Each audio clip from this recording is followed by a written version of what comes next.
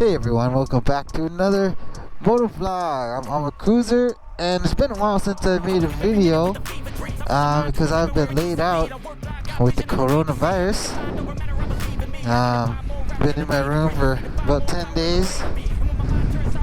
It wasn't too bad, but Japan's pretty strict on their protocol, and my wife is really strict. She's like, don't come out of the room, unless you have to. But luckily I had a computer with Hulu, and I was able to watch a lot of movies, read some books. I was able to go in my backyard and get some sunshine. Well, it wasn't too bad. But in today's video, I want to talk about how I got the virus. And for all those English teachers out there, beware. So I was part of the biggest clusters here in the city where I live in, and it all started from a kindergarten. So, when you're teaching the kindergarten class, usually there's probably about 20 to 30 kids, depending on the kindergarten. So the kids aren't required to wear masks. So you have some of them that are wearing masks, and some of them that some little kids are. Now you can't expect a 4 or 5-year-old to wear a mask for especially we're doing head, shoulders, knees, and toes, and ABC chants, and singing songs, and dancing around. So, the masks, the ones who are wearing masks, obviously, the mask falls down, around their chin area. Now, I know there's a big controversy about if masks are effective anyway, so that's the other thing. I was wearing my mask the whole time. So, I guess if they were wearing their mask properly, maybe it could have prevented it, we never know. But one thing I do remember during that specific class was there was no ventilation. It's in the middle of winter. They had a heater on, but there was no window open, or the doors weren't open. So I think that probably has something to do with it. If there would have been a window open, maybe they could have blown the virus around a little more. Maybe I wouldn't have got it. And during my lesson, I saw some other teachers coming in and whispering to the head teacher, and they're looking around, and I'm like, oh, what's going on, And then the head teacher left, and some other teachers came in, and they had a notepad, and I was like, oh no, something going on. So I was supposed to have two classes, two 40-minute classes back to back. So right after my first class, the teacher's like, oh, some students tested positive for corona. So I was like, oh man, if you're a close contact, you're automatically supposed to self-isolate for 10 days. If you are vaccinated. If you're not vaccinated, I believe it's up to 14 days. But I got my vaccines, although they're 6 months ago. I'm still double vaxxed. The boosters are coming around, but it's not my turn yet. Japan's system is they're doing all the elderly over 70s. First they do all the doctors and nurses, of course. Then they do like all the over 70s and over 60s, and then finally it goes to down the line.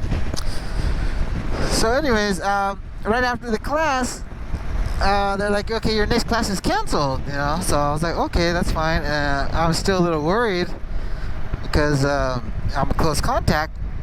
And then the principal comes out. She's like, oh, don't worry, it wasn't your class. It's a student in another class. So I was, oh, that's cool. I don't have to worry about it.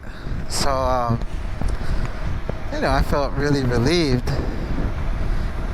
And I continued the rest of my day, teaching my other classes, in my private school.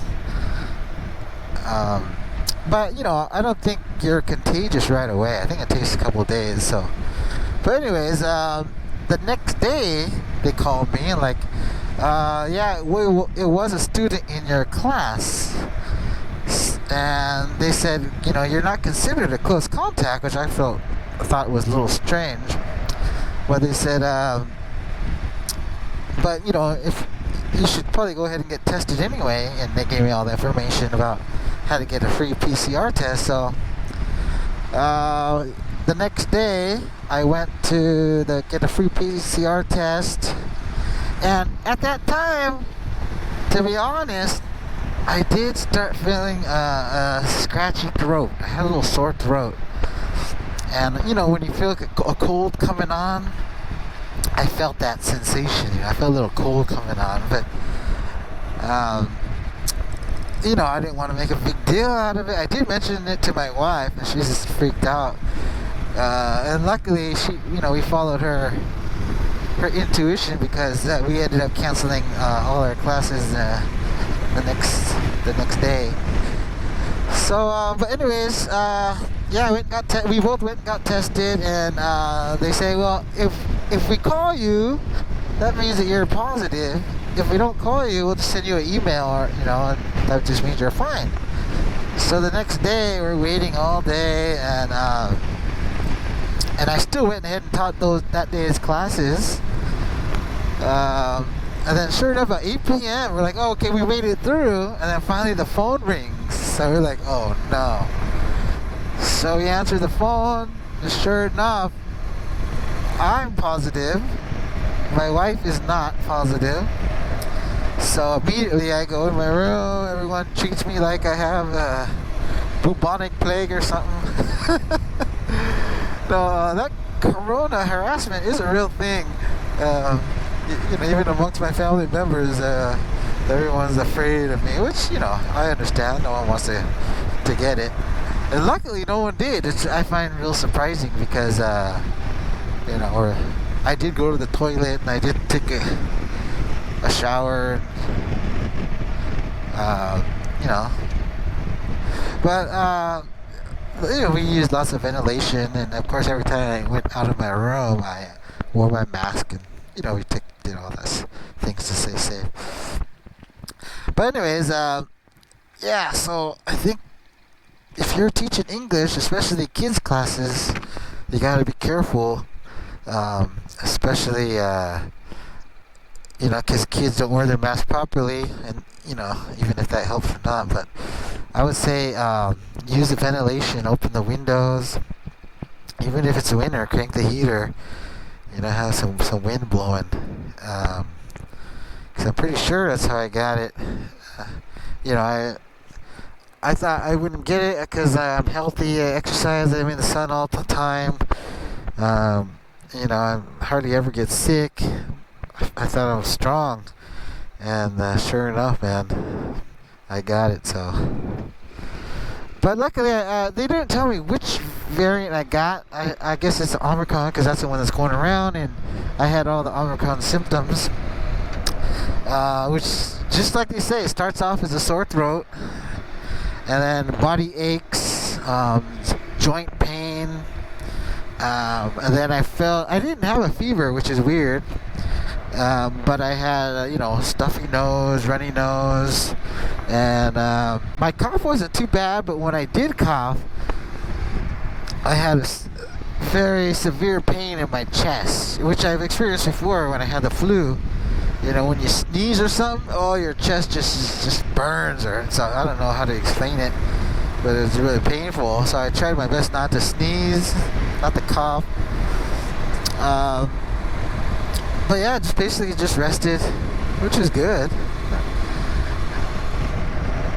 But as far as just teaching English in general, if you have a small class, 2 or 3 people, adults, or kids who can wear masks, I don't think you have to be really worried. Just again, leave some kind of ventilation on. You'll be fine. If you are teaching kids, I don't know. I don't think there's any way around it. Eventually one of those kids are gonna have it, and they don't show symptoms usually. And you'll eventually you'll get it. if you put yourself in that environment.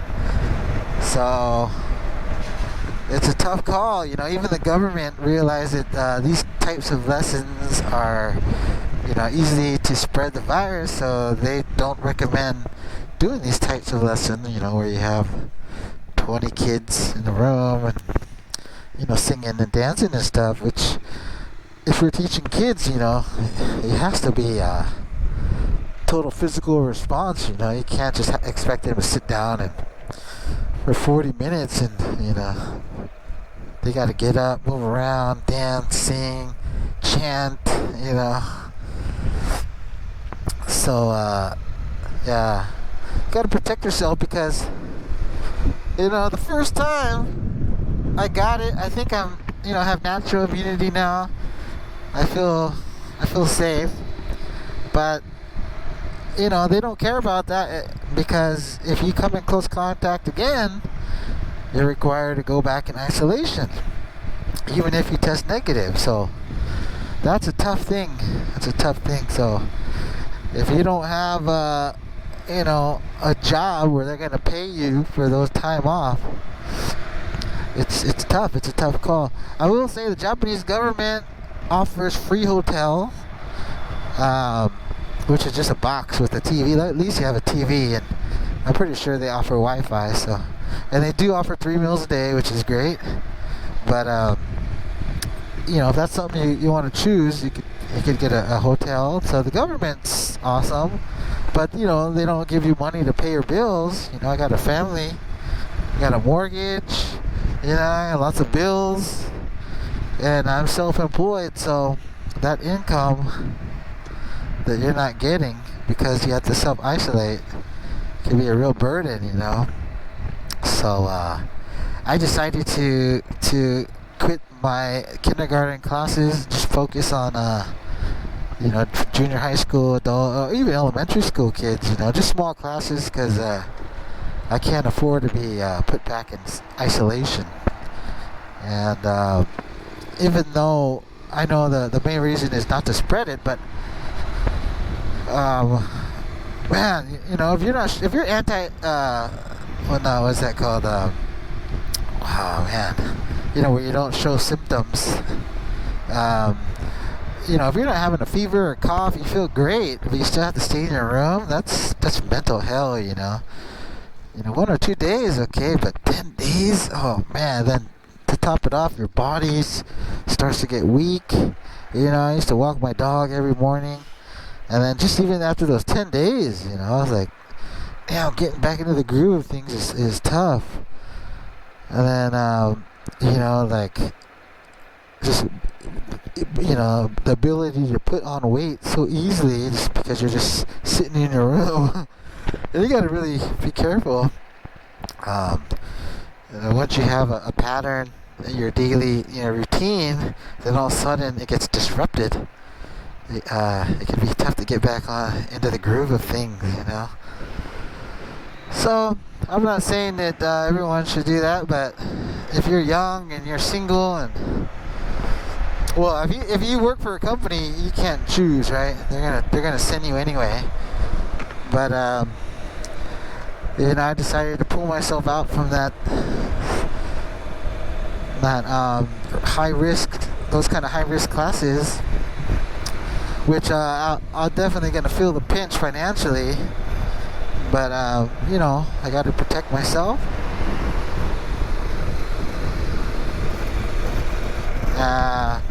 So yeah, that's about it, guys. That's all I wanted to talk about today. So that's how I got coronavirus here in Japan. Yeah. So those kids' classes, man, take care. All right. Okay, man. Thanks for watching, everyone. Leave a comment. Let me know what you guys think about the situation.